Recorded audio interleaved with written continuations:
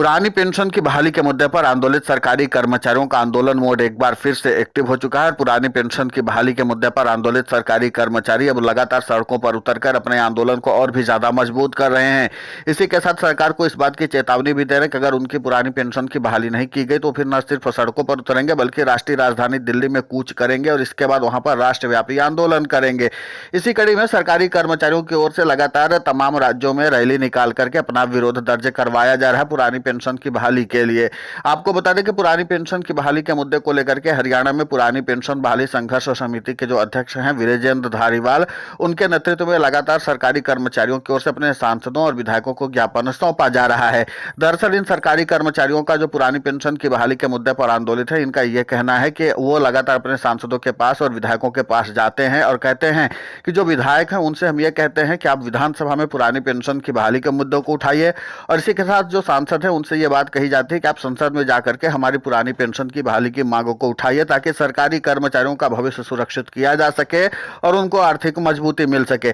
इसी मांगों को प्रमुखता से रखते हुए विजेंद्र धारीवाल ने कहा कि सरकारी कर्मचारियों को आर्थिक मजबूती के लिए पुरानी पेंशन बेहद जरूरी है और सरकार जिस तरीके से पैंतरेबाजी कर रही है उससे सरकारी कर्मचारियों का भविष्य गर्त की ओर जा रहा है और उनको आर्थिक चुनौतियों का डर सता रहा है। इसी कड़ी में पुरानी पेंशन की बहाली के मुद्दे पर आंदोलित सरकारी कर्मचारियों ने रविवार के दिन व्यापक तौर पर ज्ञापन सौंपो महाअभियान चलाया और इसके साथ उन्होंने तमाम सांसदों और विधायकों को अपना ज्ञापन सौंप करके उनसे कहा कि आप जब भी संसद में जाएं या फिर विधानसभा में जाएं, हमारे पुरानी पेंशन की बहाली की मांगों को प्रमुखता से उठाएं। विजेंद्र धारीवाल ने बताया कि हम इसमें इस बात का भेदभाव नहीं करें कि कौन सत्ता पक्ष का सांसद या विधायक है या फिर विपक्ष का सांसद या विधायक है। हम लोग सबको दे रहे हैं जो हमारा नेतृत्व कर रहे हैं, जो हमारे सरकारी कर्मचारियों का नेतृत्व कर रहे हैं, जो उनके विधानसभा या लोकसभा से आते हैं, हम उनको ज्ञापन दे करके यही अपील कर रहे हैं। अब ऐसे में देखना दिलचस्प होगा कि विपक्षी दलों के सांसदों या विधायकों की ओर से तो पुरानी पेंशन की बहाली के मुद्दे को उठाया ही जाता रहा है, लेकिन क्या सत्ता पक्ष के सांसदों और विधायकों की ओर से भी इस मांगों को उठाया जाता है, यह सबसे देखना महत्वपूर्ण होगा।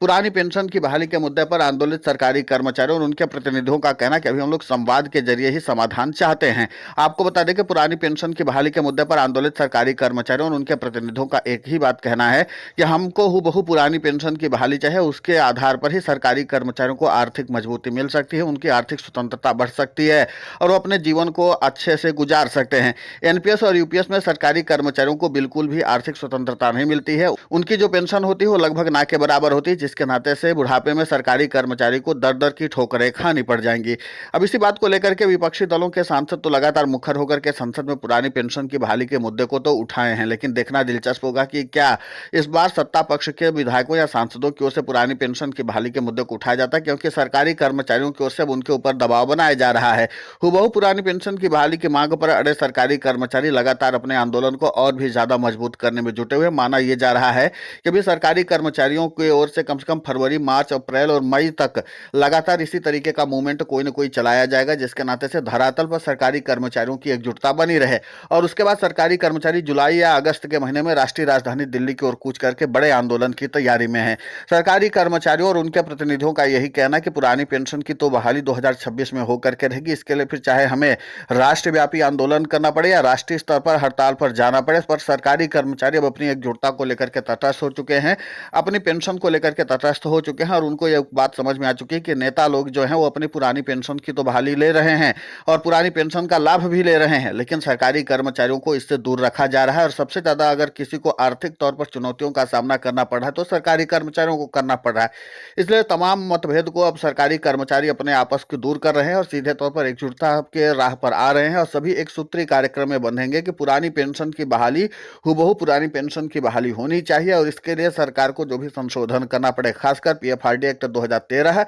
इसको अगर संशोधन कर दिया जाता है तो सरकारी कर्मचारियों को भी बहुत ज्यादा सहूलियतें मिल सकती हैं, सरकार को भी काफी ज्यादा सहूलियतें मिल सकती हैं और जो आर्थिक चुनौतियों का सामना कर रहे हैं सरकारी कर्मचारी उनको भी सहूलियतें मिल सकती हैं। तो इसलिए पुरानी पेंशन की बहाली के मुद्दे पर आंदोलित सरकारी कर्मचारियों को इस मूवमेंट को थोड़ा सा कमतर आंकना अभी बेईमानी हो सकती है, क्योंकि सरकारी कर्मचारियों ने अपनी रणनीति को बहुत व्यापक तौर पर स्थापित कर लिया है और इस बात का संदेश साफ तौर पर सरकारी कर्मचारियों ने देना शुरू कर दिया है। ये व्यापक तौर पर आंदोलन करने के लिए भी तैयार हैं और तटस्थ हैं और इसके जरिए उनकी पूरी रणनीति भी बन करके तैयार है। लेकिन देखना दिलचस्प होगा कि जिस तरीके से पुरानी पेंशन की बहाली का मूवमेंट अब सरकारी कर्मचारी एक बार फिर से पकड़ा रहे हैं और सबसे अहम बात है कि सरकारी कर्मचारियों को एक बात का अंदाजा हो चुका है कि सरकारी कर्मचारियों से सरकार तभी बात करती है जब व्यापक आंदोलन होता है, यानी आंदोलन जब चरम रूप लेने लगता है तो सरकार से सरकारी कर्मचारियों का संवाद शुरू हो जाता है और उसके बाद सरकार बुला करके उनकी मांगों को गंभीरता से लेती भी है। इसलिए पुरानी पेंशन की बहाली के मुद्दे पर आंदोलित सरकारी कर्मचारियों को एक बात का अब पूरी तरीके से एहसास हो चुका है कि हमें और व्यापक आंदोलन करने की जरूरत है, यानी कि आंदोलन की संख्या में इतनी ज्यादा लोग हों, इतने ज्यादा कर्मचारी हों कि सरकार सीधे पहली बार में ही बैकफुट पर आ जाए। और इसी बात को लेकर के पुरानी पेंशन की बहाली के मुद्दे पर आंदोलित सरकारी कर्मचारियों के प्रतिनिधियों का पहला फोकस यह है कि देशव्यापी जब आंदोलन और फिर उसके बाद अगर हड़ताल करने की नौबत आई तो कम से कम इतनी ज्यादा संख्या में सरकारी कर्मचारी हों कि सरकार की पूरी मशीनरी को रोका जा सके। और अगर सरकार की पूरी मशीनरी को रोकने में सरकारी कर्मचारी सफल हो जाते हैं तो फिर सरकार को बैकफुट पर लाने में ज्यादा वक्त नहीं लगेगा। जैसे महाराष्ट्र में सरकारी कर्मचारियों ने 2 साल पहले राज्यव्यापी आंदोलन भी किया था और उसके बाद राज्यव्यापी हड़ताल पर भी चले गए थे। उसके बाद तुरंत 24 घंटे से 48 घंटे के बीच में राज्य की सरकार तुरंत बैकफुट पर आ गई थी और घुटनों पर आते हुए सरकारी कर्मचारियों को मांगों को लेकर के संवाद करना भी शुरू कर दी थी। बाड़े मान मनोबल के बाद सरकारी कर्मचारियों की हड़ताल को खत्म करवाया गया था। ठीक उसी तर्ज पर पुरानी पेंशन की बहाली के मुद्दे पर आंदोलित सरकारी कर्मचारी अपने रणनीति को धरातल पर उतार रहे हैं और यही माना जा रहा है कि राष्ट्रव्यापी हड़ताल के लिए भी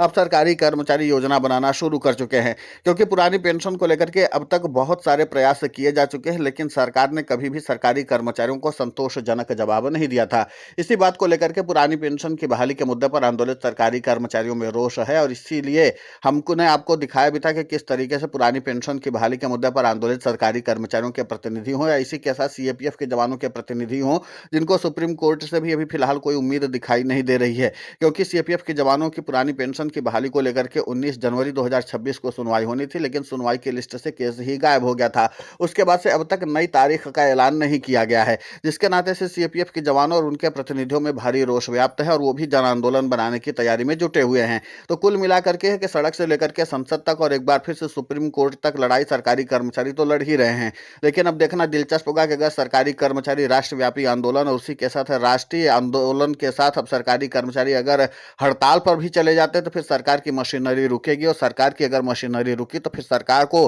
सरकारी कर्मचारियों की बात सुननी पड़ जाएगी। लेकिन उसके लिए जरूरी है कि सरकारी कर्मचारियों की तादाद इतनी ज्यादा हो कि सरकारी मशीनरी को रोका जा सके और इसीलिए पुरानी पेंशन की बहाली के मुद्दे पर आंदोलित सरकारी कर्मचारी छोटे छोटे टुकड़ों में जिला स्तर पर, ब्लॉक स्तर पर, तहसील स्तर पर, संभाग स्तर पर और प्रदेश स्तर पर भी आंदोलन चलाया जाएगा। आगामी समय में मार्च से अप्रैल के बीच में सरकारी कर्मचारियों की ओर से सीधे तौर पर राज्यों की विधानसभा का भी घेराव करने का ऐलान किया गया है और राज्यों की राजधानी में भी भारी तादाद में सरकारी कर्मचारी पहुंचने वाले हैं। फिलहाल इस पूरे घटनाक्रम को लेकर के आपकी प्रतिक्रिया बहुत महत्वपूर्ण होती है, आप हमें कमेंट करके जरूर बताएं। साथ ही पुरानी पेंशन की बहाली के मुद्दे पर हम लगातार आंदोलित होकर के खबरें चला रहे हैं। आप हमारे समर्थन के लिए चैनल को सब्सक्राइब करें, खबर को ज्यादा से ज्यादा शेयर करें ताकि पुरानी पेंशन की बहाली का मुद्दा और बुलंद हो।